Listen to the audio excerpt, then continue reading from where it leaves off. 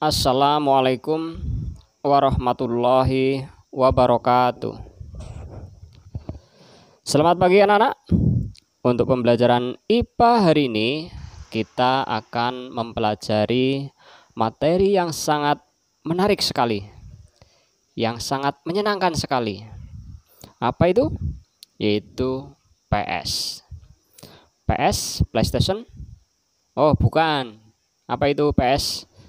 PS adalah pesawat sederhana. Oke, anak-anak, mari kita mempelajari yang namanya pesawat sederhana. Yang pertama, kita harus mengetahui tentang pengertian dari pesawat sederhana. Apa itu pesawat sederhana? Yaitu suatu alat yang dapat digunakan untuk mempermudah pekerjaan atau usaha. Itu yang dimaksud dengan pesawat sederhana. Nah, anak-anak, untuk mempelajari pesawat sederhana, nanti saya memformula untuk pembelajaran pesawat sederhana supaya bisa lebih menarik, bisa lebih menyenangkan, dan mudah dipahami. Oke, untuk mempelajari pesawat sederhana, formula yang saya berikan adalah T, B, K. Nah, itu formulanya, yaitu TBK. Oke anak-anak, paham ya TBK? Selanjutnya kita mempelajari yaitu tentang macam-macam pesawat sederhana. Yuk kita buktikan TBK yang pertama. Macam-macam pesawat sederhana itu ada 3. Apa saja sih? Yang pertama adalah T, yang kedua adalah B, dan yang ketiga adalah K. Nah, itu sebagai formula untuk mengetahui macam-macam pesawat sederhana, yaitu TBK.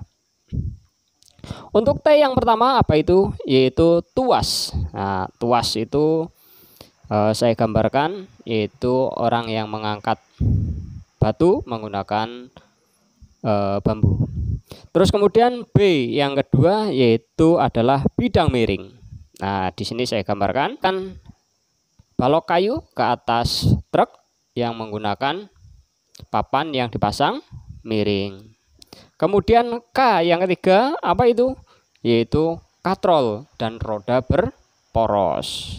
Saya gambarkan yaitu orang yang mengambil air dari dalam sumur menggunakan katrol atau roda. Nah, itu formula TBK yang pertama untuk mengingat macam-macam pesawat sederhana. Kemudian selanjutnya yaitu kita bahas tentang tuas yang pertama. T, tuas. Ya, tuas saya gambarkan yaitu tadi, yaitu ada orang yang mengangkat sebuah batu menggunakan kayu atau bambu yang diberi titik tumpu. Nah, untuk mengetahui tuas kita juga mempelajari, harus mengerti 3 komponen pada tuas. Apa itu? Yang pertama adalah T, kemudian yang kedua adalah B, dan yang ketiga adalah K. Nah, ada 3 lagi, yaitu TBK.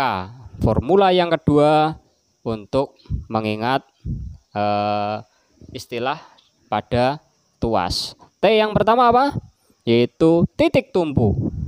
Kemudian TB yang kedua yaitu beban. Dan yang K, kuasa, yaitu kuasa.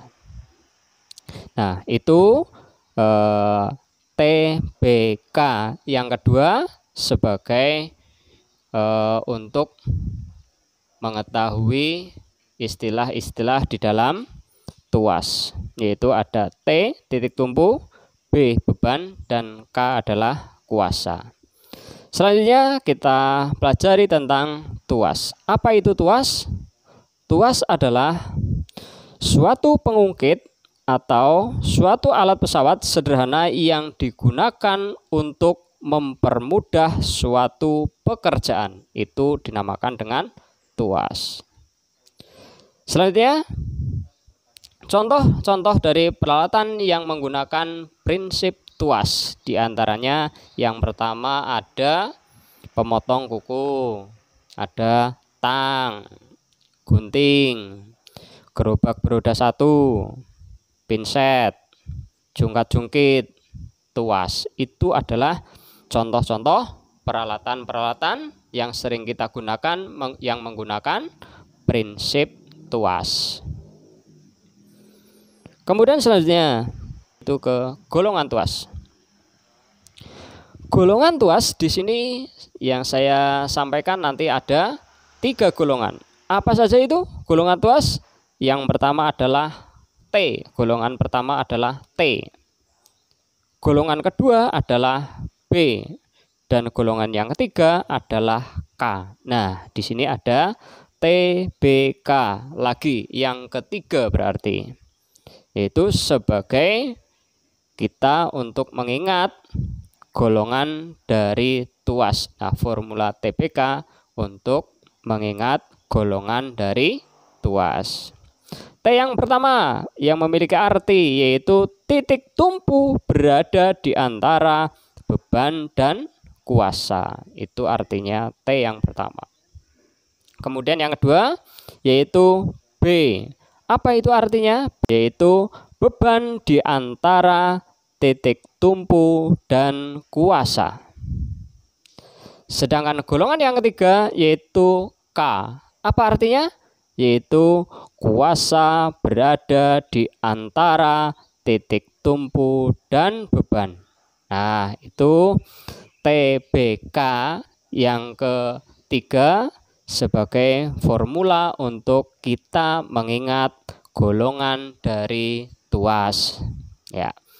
Terus kemudian contoh penggunaan pada tuas golongan apa? Yaitu jungkat-jungkit. Kemudian tuas golongan kedua contohnya gerobak beroda 1. Contoh dari golongan yang ketiga yaitu pinset. Nah, itu adalah contoh-contoh dari tiap-tiap golongan tuas. Sudah paham ya adik-adik? Selanjutnya kita pelajari yaitu tentang persamaan dari tuas. Kita ambil juga TBK lagi sebagai pengingat kita untuk mengingat persamaan dari tuas. T berada di tengah, B di samping kiri, kemudian K di samping kanan. Kemudian kita beri nama pada tiap-tiap bagiannya. Nama antara beban dan titik tumpu beri nama yaitu lengan beban. Sedangkan antara titik tumpu dan kuasa kita beri nama lengan kuasa. Sehingga diperoleh dengan persamaannya, setiap itemnya tinggal diturunkan saja. Nah, B kali LB sama dengan LK kali K. Nah, itu persamaan dari tuas. Saya ulangi, beban kali lengan beban sama dengan lengan kuasa kali lengan kuasa. Di mana B adalah beban, lengan beban yaitu LB, LK adalah lengan kuasa, sedangkan K adalah kuasa. Nah, sehingga untuk menentukan beban yaitu lengan kuasa dikalikan kuasa dibagi lengan beban. Sedangkan untuk menentukan lengan beban, lengan kuasa kali kuasa dibagi beban. Untuk menentukan lengan kuasa, beban kali lengan beban dibagi kuasa. Untuk menentukan kuasa, beban kali lengan beban dibagi lengan kuasa. Itu persamaan pada tuas. Kira-kira anak-anak udah paham? Ya, semoga kalian dapat memahaminya. Kemudian kita lanjutkan, yaitu sebagai contoh soal.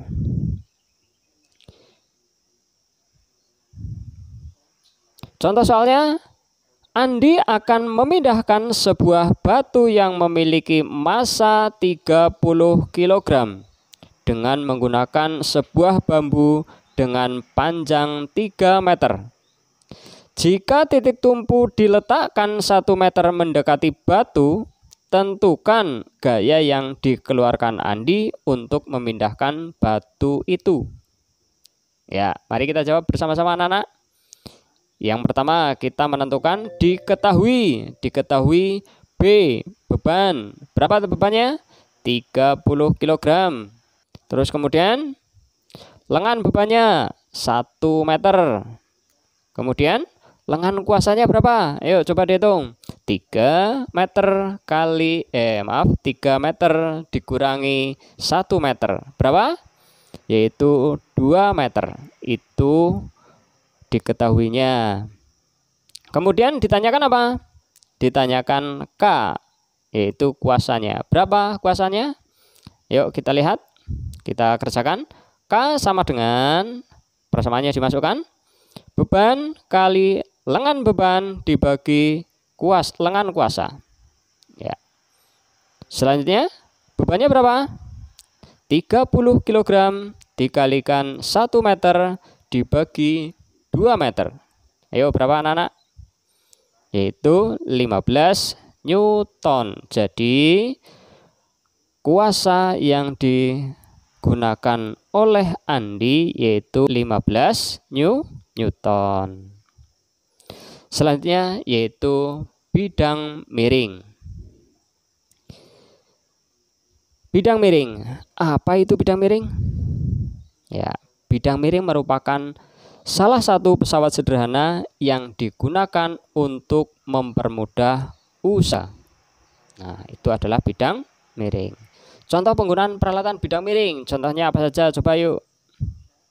Ada orang menaikkan kayu atau balok ke atas truk menggunakan papan yang dipasang miring.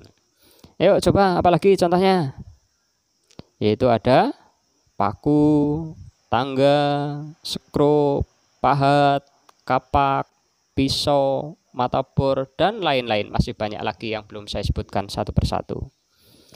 Ya, selanjutnya kita lanjutkan yaitu ke persamaan bidang miring.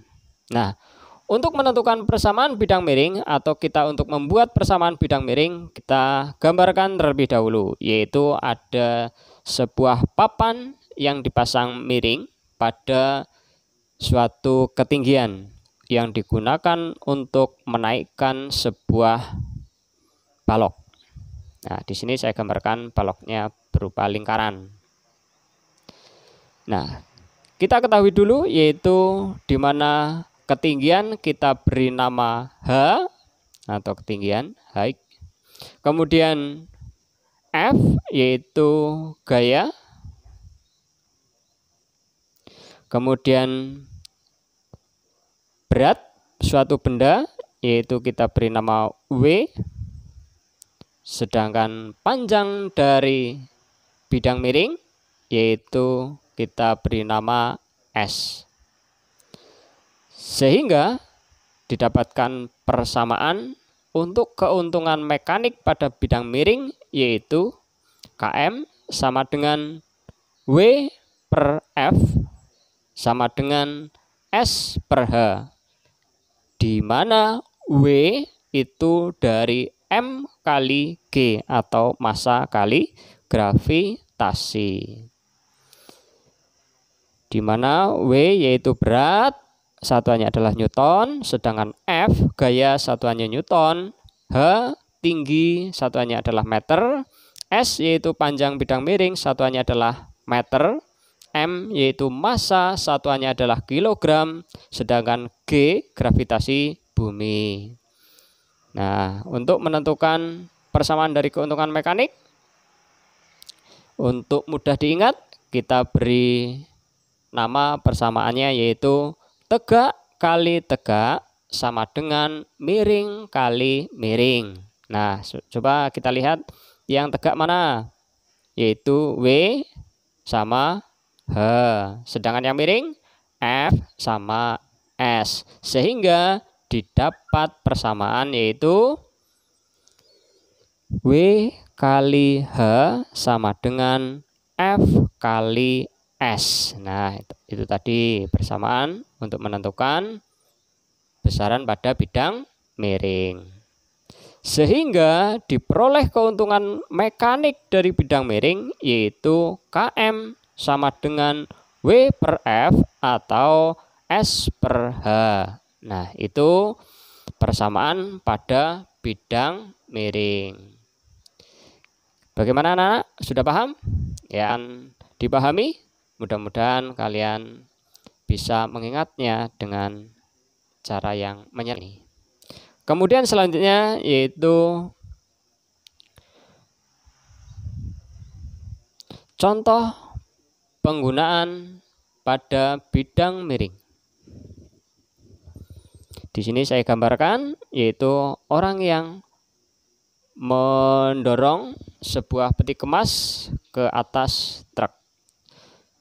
Contoh soal.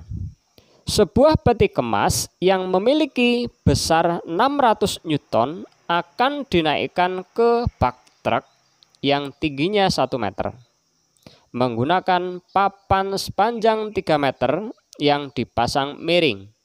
Tentukan gaya dorong dan keuntungan mekanik untuk menaikkan peti kemas tersebut. Ya, kita jawab anak-anak bareng-bareng. Yuk, ditanyakan apa tadi? Yaitu yang pertama adalah gaya dorongnya. Oke, diketahui apa saja? W, berapa W-nya? 600 Newton. Kemudian S-nya panjangnya berapa? 3 meter. Nah, itu adalah diketahui. Kemudian ditanyakan apa? Gaya dorong F. F-nya berapa? F sama dengan, kita masukkan persamaannya, F sama dengan W kali H dibagi S, sehingga W-nya dimasukkan yaitu 600 kali 1 dibagi 3. Yuk, berapa anak-anak? Yaitu 200 Newton. Itu baru menentukan gaya dorongnya. Sekarang menentukan keuntungan mekaniknya. Keuntungan mekaniknya yaitu W per F atau S per H, sehingga W-nya adalah 600 Newton dibagi 200 Newton, sehingga jawabnya adalah 3K kali. Itu besar keuntungan mekanik dari soal tersebut. Gimana anak-anak, udah paham ya? Ya, mudah-mudahan kalian sudah bisa memahaminya. Selanjutnya kita bahas yaitu tentang katrol. K yang ketiga yaitu katrol. Apa itu katrol? Katrol adalah pesawat sederhana yang terdiri dari susunan roda yang berputar pada porosnya dan penggerak roda. Nah, itu yang dimaksud dengan katrol. Kemudian selanjutnya, macam-macam katrol. Macam-macam katrol ada apa saja? Yang pertama yaitu katrol tetap. Apa itu katrol tetap? Katrol tetap adalah katrol yang porosnya ada di tempat yang tetap atau tidak bergerak dan memiliki fungsi yaitu mengubah arah gerak. Nah, itu adalah pengertian dari katrol tetap. Kalau saya gambarkan yaitu sebagai contoh orang yang mengambil air dari dalam sumur menggunakan katrol atau roda yang dipasang tetap di atas sumur. Itu adalah gambar dari katrol tetap. Kemudian yang kedua yaitu katrol bebas. Apa itu katrol bebas? Yaitu katrol yang posisinya berubah, bergerak, naik dan turun. Nah, sebagai contoh, ada seorang anak yang memindahkan benda dari tempat satu ke tempat yang lain menggunakan sebuah katrol bebas atau roda bergerak.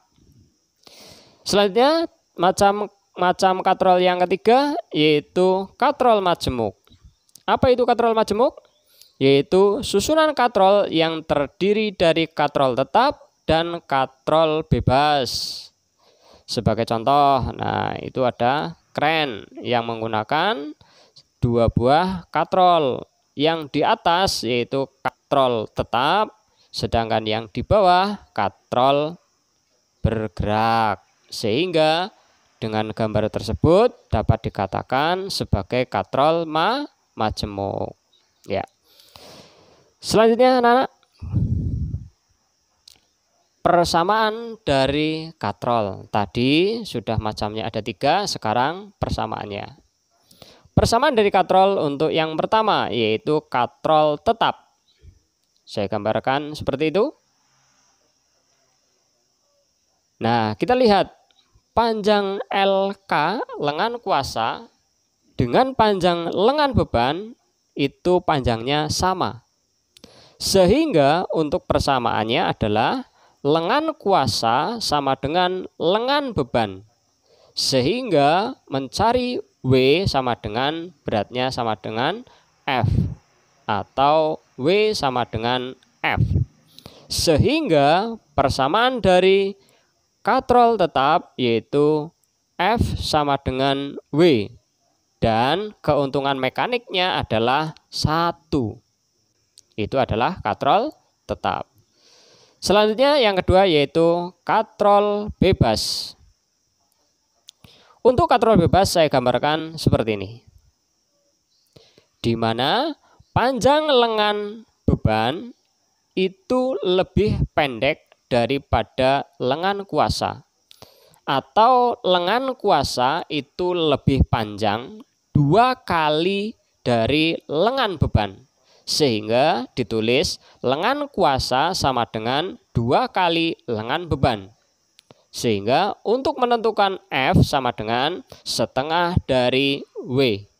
Nah, itu sebagai gambaran dari katrol bebas. Sehingga persamaannya dapat ditentukan yaitu F sama dengan setengah W. Sehingga keuntungan mekaniknya adalah 2 kali. Nah, itu persamaan pada katrol bebas. Selanjutnya yang ketiga yaitu katrol majemuk. Pada katrol majemuk saya gambarkan seperti ini. Ada katrol yang terdiri dari 4 roda. Roda kuning, merah, biru, dan hijau. Dan dikaitkan dengan 4 buah tali. Tali 1, tali 2, tali 3, dan tali 4. Nah, jika seperti itu, maka besarnya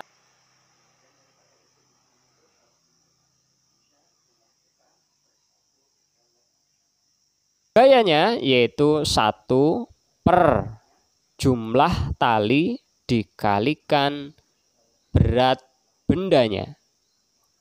Sehingga untuk mencari F sama dengan 1 per jumlah talinya berapa? 4. Sehingga 1 per 4 dikalikan W. Nah, itu persamaan dari katrol majemuk. Sehingga diperoleh persamaan yaitu F sama dengan 1/4 dari W. Dan keuntungan mekaniknya adalah 4 kali. Itu adalah persamaan pada katrol majemuk. Ya, silakan anak dipahami dari situ. Kemudian selanjutnya yaitu kita lanjutkan, yaitu contoh penggunaan katrol. Sebuah benda yang beratnya 1200 Newton diangkat dengan katrol majemuk gabungan 4 katrol. Tentukan besar gaya minimal yang harus diberikan untuk menarik beban tersebut. Ya, mari anak-anak kita kerjakan. Yang pertama diketahui W sama dengan 1200 Newton. Kemudian keuntungan mekaniknya berapa? Jumlah tali yang mengikatnya atau mengaitnya berapa? Ada 4.